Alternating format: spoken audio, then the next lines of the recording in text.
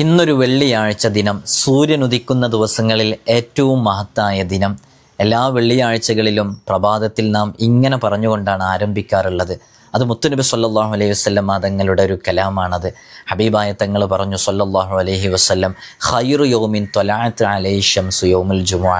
സൂര്യൻ ഉദിക്കുന്ന ദിവസങ്ങളിൽ ഏറ്റവും മഹത്തായത്, സയ്യിദുൽ അയ്യാം എന്ന് അറിയപ്പെടുന്ന യൗമുൽ ജുമുഅയായ വെള്ളിയാഴ്ച ദിനമാണ്. ധാരാളം സ്വലാത്തുകൾ വർദ്ധിപ്പിക്കണം.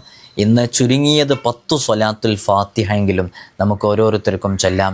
നിങ്ങളുടെ മനസ്സകങ്ങളിൽ നീറിക്കിടക്കുന്ന വിഷമങ്ങൾ, പ്രയാസങ്ങൾ, ബുദ്ധിമുട്ടുകൾ, വ്യതകൾ എല്ലാം നമുക്ക് ഈ സ്വലാത്തുകൾ ചൊല്ലി മുത്തുനബി തങ്ങളെ തവസ്സുലാക്കിയിട്ട് റബ്ബിലേക്ക് സമർപ്പിക്കാം.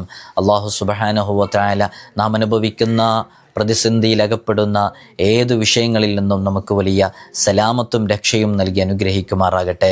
രോഗങ്ങൾക്ക് ശിഫ നൽകട്ടെ. കടങ്ങളൊക്കെ റബ്ബ് സുബ്ഹാനഹു വ തആല വീട്ടിത്തരട്ടെ.